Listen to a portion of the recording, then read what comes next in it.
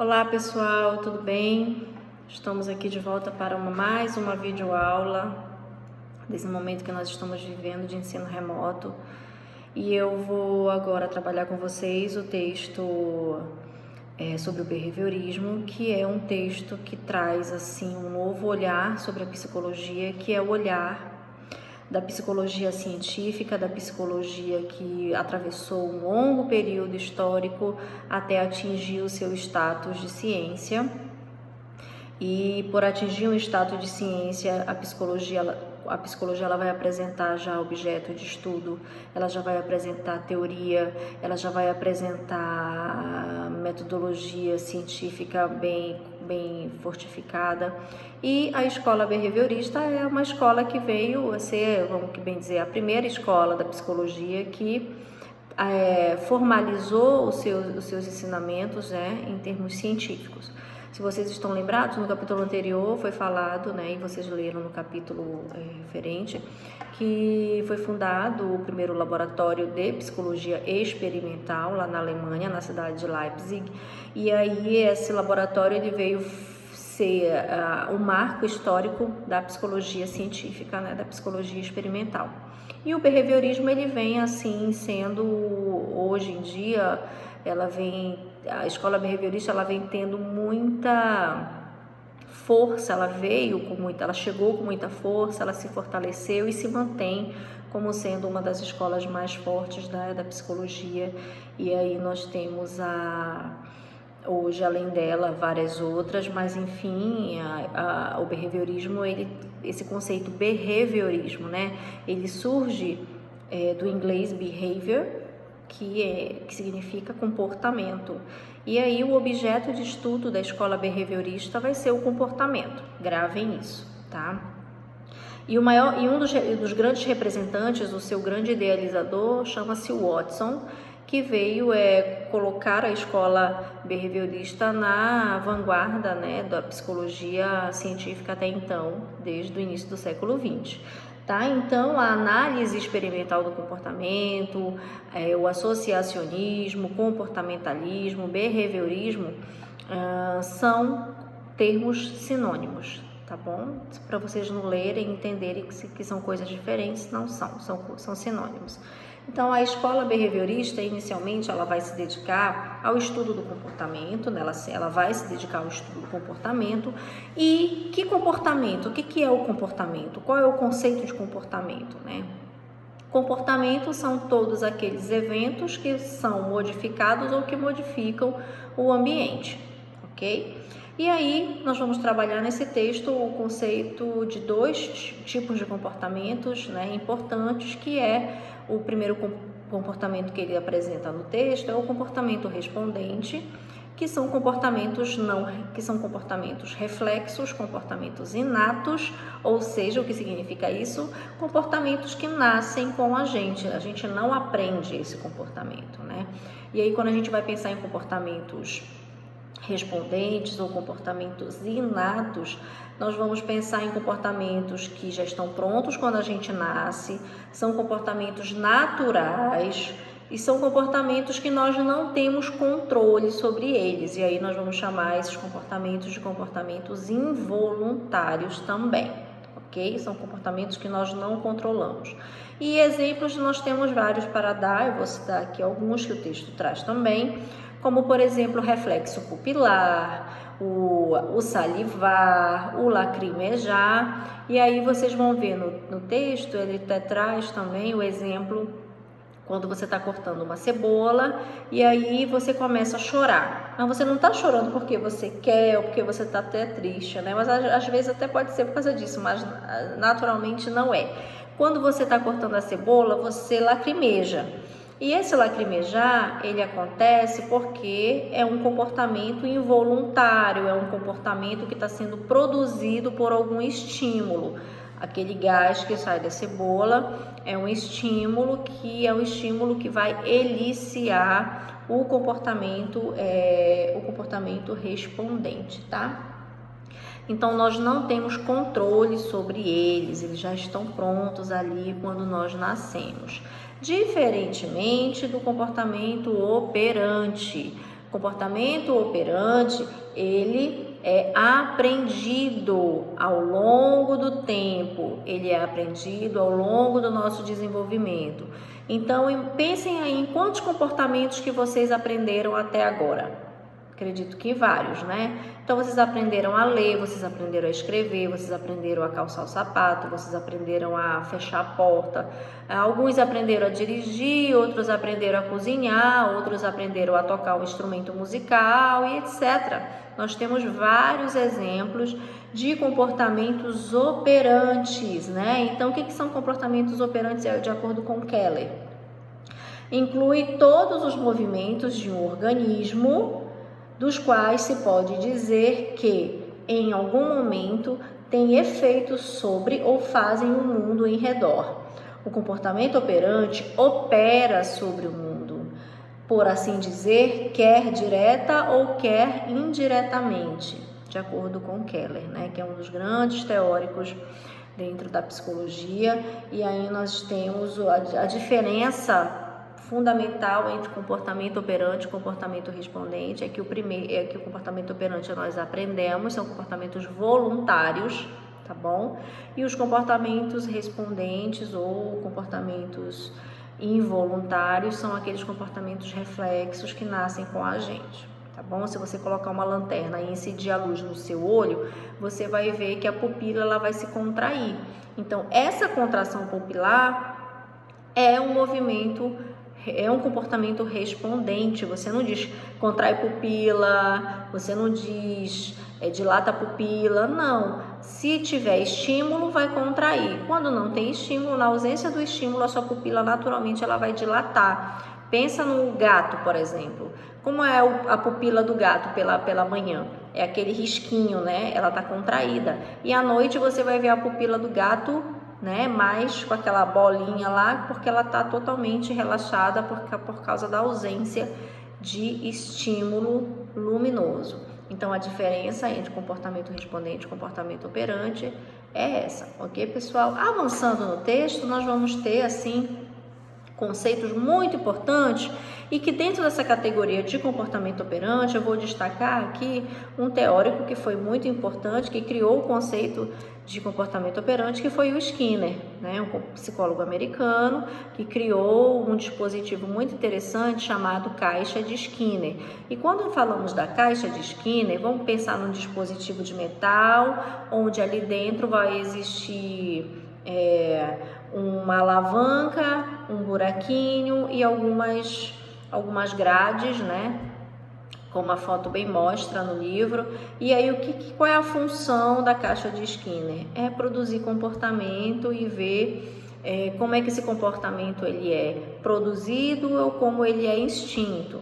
Então, vamos pensar que o comportamento operante ali ele surge desse experimento do Skinner, porque em algum momento ele foi lá, colocou um ratinho dentro da caixa de Skinner, dentro da caixa que ele criou, e aí ele observou que o ratinho, privado de água e de comida, estava desesperado para comer e beber. E aí ele colocou esse ratinho lá dentro e observou que durante a exploração que o ratinho fez na caixa, ele pressionou a barra sem querer mesmo, ele pressionou a barra ali por acidente, e aí ele teve como consequência a liberação de uma bolinha de comida através do orifíciozinho que tem ali dentro da caixa de Skinner. E aí o ratinho, sabiamente, fez a associação entre pressionar a barra e liberação de comida. Pressionar a barra e liberação de comida. E aí, a esse comportamento, ele chamou comportamento ele chamou de comportamento operante, e aquela bolinha que era liberado ali diante da pressão na barra, ele chamou de reforço. Ele chamou de reforço positivo.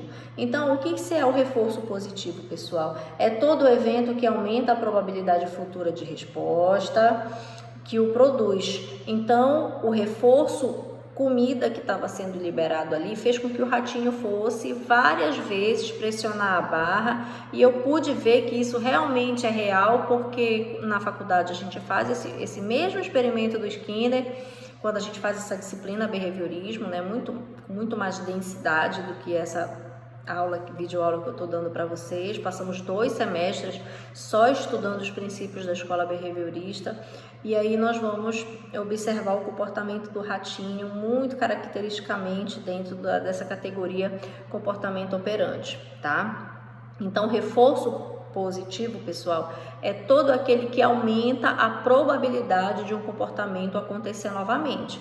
Então, imagina no contexto escolar, né? Quando você é criança, que você está lá com seu caderninho e você recebe uma estrelinha da professora, aquela estrelinha é um reforço positivo. Aí você chega em casa todo feliz para contar, né, para sua mãe e para seu pai: olha, tia, ganhei uma estrelinha, olha, mamãe, ganhei uma estrelinha da professora. E aí a mãe vai dizer: ah, meu filho, parabéns, continue assim, né? Então, esses comportamentos de reforço, de elogio, são reforços positivos que provavelmente irão fazer com que no outro dia aquela criança se esforce para também ganhar uma nova estrelinha, um novo coraçãozinho, enfim, o que for, né, necessário. E aí, a essa categoria de reforço, o Skinner vai chamar de reforço positivo.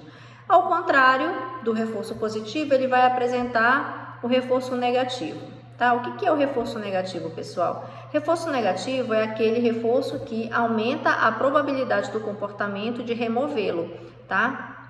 Imagina que lá na caixa de Skinner, embaixo, tem a gradezinha, o assoalhozinho, né?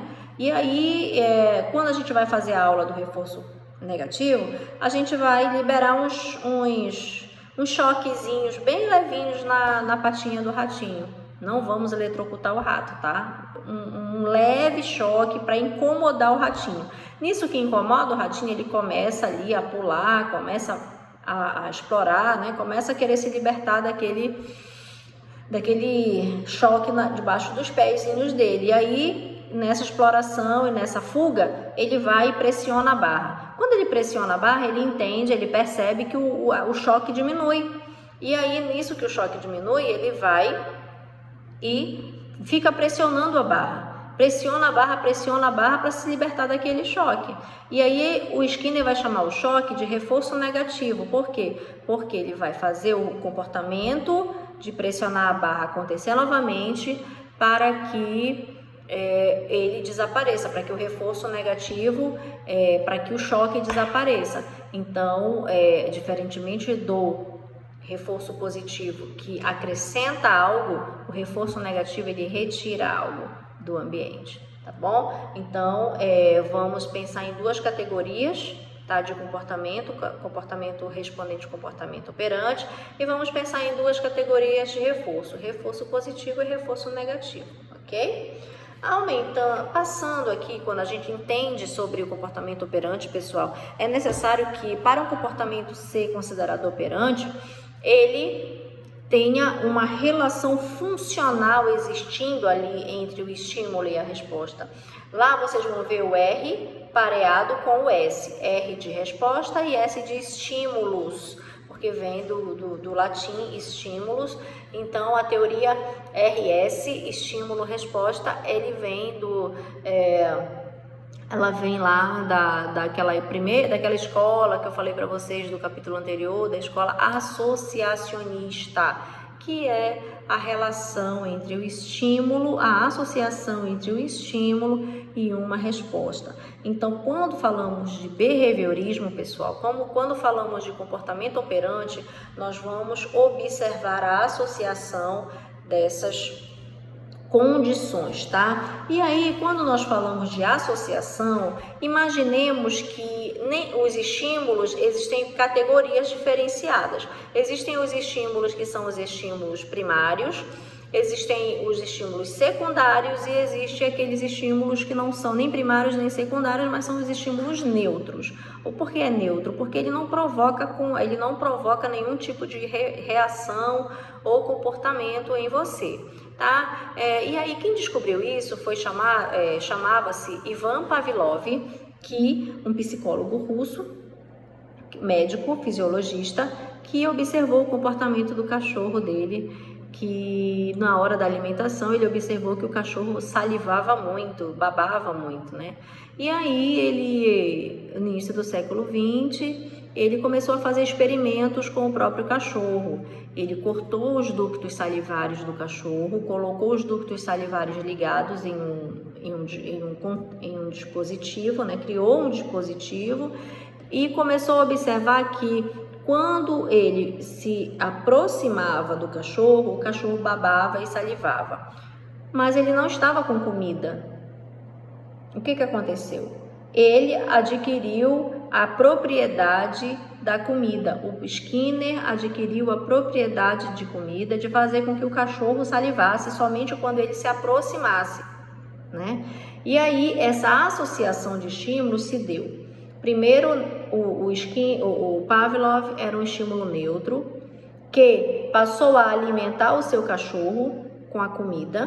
A comida é o estímulo primário, tá? E depois desse processo de alimentar diariamente o seu cachorro, o Skinner, que antes era o Pavlov, que antes era neutro, passou a ser o estímulo secundário, tá? Por que estímulo secundário? Porque o estímulo primário é a alimentação, são estímulos que naturalmente vão despertar alguns comportamentos inatos, comportamentos que não têm controle. Então, vamos pensar assim em exemplos nossos, né? Imagina que você é casado ou namora com alguém que usa um determinado perfume, uma determinada marca de perfume, uma determinada fragrância, e aí você passa 10 anos namorando com aquela pessoa que usa só aquele perfume. De repente você termina o namoro, termina o casamento, e aí em um momento aí você tá passando em algum lugar, você sente aquela fragrância, e aí automaticamente aquela fragrância vai te levar a pensar na pessoa, tá? Mas inicialmente essa fragrância ela não representava nada para ti, ela só passou a representar a partir do momento que você teve uma relação com essa fragrância. A relação ela foi intermediada pela pessoa que usava aquela fragrância, pode ser o namorado, o marido, como eu falei. Então, inicialmente existia um estímulo neutro, tá? Existia um estímulo primário e depois passou a ter um estímulo secundário. Vamos pensar na fragrância? Primeiro, a fragrância era um estímulo neutro, o estímulo primário era a pessoa e depois o estímulo secundário se tornou a fragrância, porque aquela pessoa que representava alguma coisa para você passou a usar. Então, existe uma relação muito interessante entre estímulo e resposta, entre pareamento, não pareamento, entre reforço primário, secundário, estímulo neutro. E é interessante que vocês leiam, né, para entender melhor esses conceitos. Ele traz um exemplo aqui do dentista, né? Quem é que nunca foi ao dentista e escutou aquele barulhinho e sofreu aquela dor insuportável lá no dentista? E aí, passado um tempo, quando fala no dentista, escuta o barulho do motor, já dá aquela sensação desagradável, aquele medo. Tu começa até a sentir a dor, né? Só de ouvir o barulho lá do motor do dentista. Por quê? Porque houve uma associação ali entre estímulos que inicialmente eram neutros, aí você veio, teve uma experiência desagradável e aí aquele estímulo que era neutro passou a ser associado a uma situação desagradável para você. E isso pode explicar, por exemplo, por que algumas pessoas têm pânico ou medo ou começam a apresentar transtornos psicológicos após passar por uma situação desagradável, por exemplo, né? Um assalto, um acidente, sofreu um acidente em um determinado lugar e quando passa por aquele lugar tem reações desagradáveis ou sofre desconfortos emocionais e etc, né? Porque houve um processo ali de associação entre o que antes era neutro, uma situação desagradável e agora passou aquele local, o barulho de moto faz lembrar do assalto que sofreu, de os assaltantes que estavam usando moto, por exemplo, né? Enfim, vários e vários exemplos que podem ser explicados, né? Nós da psicologia explicamos através de conceitos como esse, conceitos de associação, conceitos de generalização e discriminação, como ele traz aqui dentro do próprio texto, né? Então, quando a gente fala de generalização e discriminação, pessoal, isso aí nós chamamos de controles de estímulos. Por quê? Porque nós aprendemos, né? Nós aprendemos comportamentos, os comportamentos operantes, e aprendemos a nos comportar de acordo com os estímulos que nos são apresentados, né? Então, imagina que para ir à praia você usa biquíni, para ir à igreja você usa uma roupa mais formal. E aí, quando você faz isso, você consegue diferenciar o seu comportamento de acordo com os estímulos que estarão ali, de acordo com o ambiente, etc. Dizemos que você está passando por um processo que você vai apresentar um processo de discriminação. Mas imagina que tem aquele sem noção que vai na igreja usando um biquíni, né? E aí essa pessoa, ela não está discriminando o ambiente, ela está generalizando, né, o seu comportamento por uma falha nessa generalização dos estímulos que estão ali próximos a ela. Então, isso é prejudicial para o comportamento, para o desenvolvimento, para a adaptação. Então, é importante nós, a todo momento, estarmos lançando mão do processo de discriminar e generalizar, que são processos importantes para o nosso aprendizado, né, para o nosso desenvolvimento, para o nosso dia a dia, enfim, para a nossa rotina e etc. Tá? Então, é importante entender que o behaviorismo, ele apresenta uma aplicabilidade. E essa aplicabilidade, muitas vezes, né, infelizmente, na história da psicologia behaviorista, ela foi utilizada para fins não muito legais. Tá? Então, vamos pensar, por exemplo, que algumas situações que foram observadas, né, na história, aí, as torturas, né, que infelizmente algumas situações foram implementadas, essas torturas, elas tinham por base, né, os princípios do behaviorismo, os princípios do comportamentalismo, enfim, e isso gerou para a escola behaviorista muitas críticas, né, em função do ensinamento que até então é um ensinamento válido, um ensinamento importante, mas ter sido utilizado para outros fins, né, que não fins de aprendizado, de desenvolvimento, mas fins, enfim, de tortura, né, de questões mais envolvendo essas situações. Tá? Então, quando nós falamos de behaviorismo e de comportamento, nós falamos que o nosso desenvolvimento pessoal, o nosso comportamento, o nosso dia a dia, ele é totalmente voltado para o controle. Nosso comportamento é controlado, pessoal, ele é controlado. Por exemplo, se você está no carro e você vê o semáforo, você aprende a discriminar as cores, né? E começa a entender que você tem que se comportar, tem que dirigir de acordo com aquelas cores do semáforo. Isso é um exemplo de discriminação. O verde você passa, o vermelho você para e o amarelo você fica ali atento.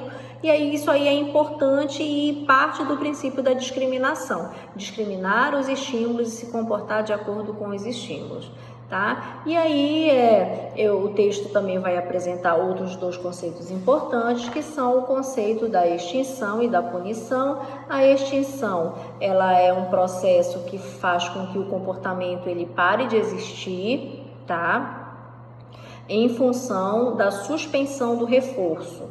Quando o comportamento ele deixa de ser reforçado, ele para de existir, ele tende a parar de existir. Né? Então, vamos pensar, o livro cita o exemplo, você está ali paquerando alguém e aquela pessoa de vez em quando ela te dá um olhar, ela te dá uma confiança, ela te dá ali uma esperança. Essa esperança a gente vai traduzir como sendo o reforço positivo. Mas aí você está lá ainda acreditando, insistindo, investindo naquela paquera. Mas se de repente você vai lá, dá um olhar e aquela pessoa para de te olhar, para de falar com você e tal, naturalmente o teu comportamento ele vai entrar em extinção. E aí o que pode acontecer? Pode acontecer comportamentos negativos, que nós chamamos de comportamentos que são subprodutos emocionais da extinção. E aí é interessante observar que no nosso dia a dia, que em algumas situações existem momentos em que você não reage muito bem quando o teu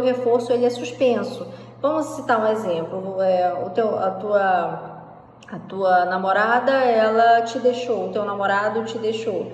E aí você vai começar a ter subprodutos emocionais, você pode se comportar mal, você pode agredi-lo, você pode deprimir, você pode, enfim, desencadear possíveis transtornos em função dessa extinção, em função da supressão desse reforço positivo, né? E aí o que vai acontecer? O comportamento vai entrar em extinção em função da suspensão do reforço positivo.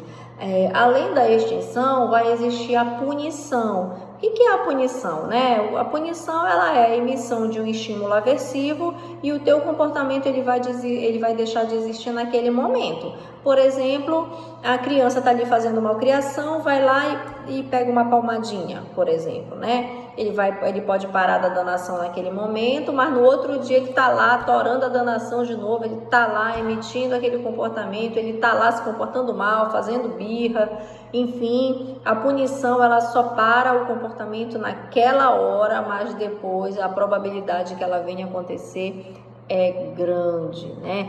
Então, a escola behaviorista, pessoal, é uma escola muito importante, ela tem a sua aplicabilidade nos meios educacionais, no trabalho, como eu falei, no dia a dia, na nossa vida.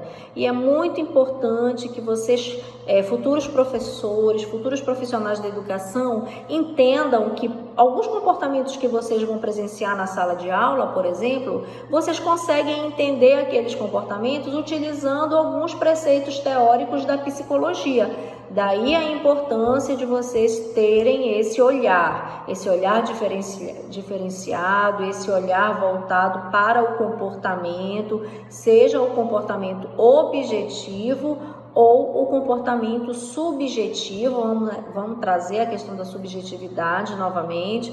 Por quê? Porque são situações que envolvem, né, mecanismos psicológicos que estão ali permeando aquela situação, aquele evento,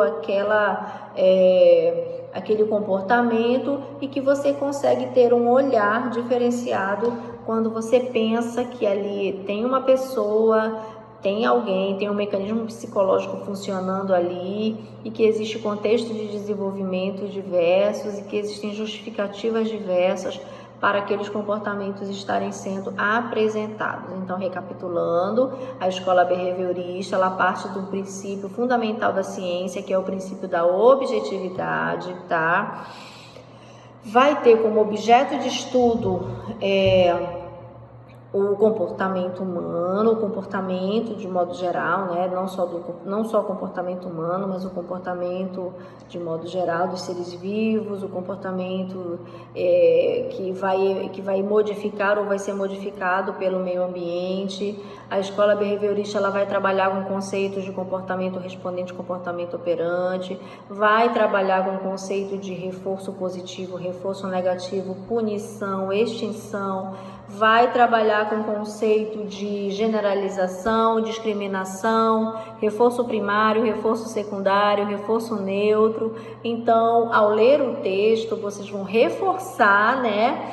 E vão conseguir acomodar esses conceitos, que são conceitos para alguns novos, algumas pessoas já viram esse conceito em algum momento, talvez, mas são conceitos novos que requerem uma atenção a mais com relação à aquisição e acomodação desses termos, que são termos específicos da psicologia, tá? Então, ao final do capítulo, faz lá o teu exercício, faz lá o teu roteiro, leia o texto complementar, tá bom? Que é muito importante para que vocês possam entender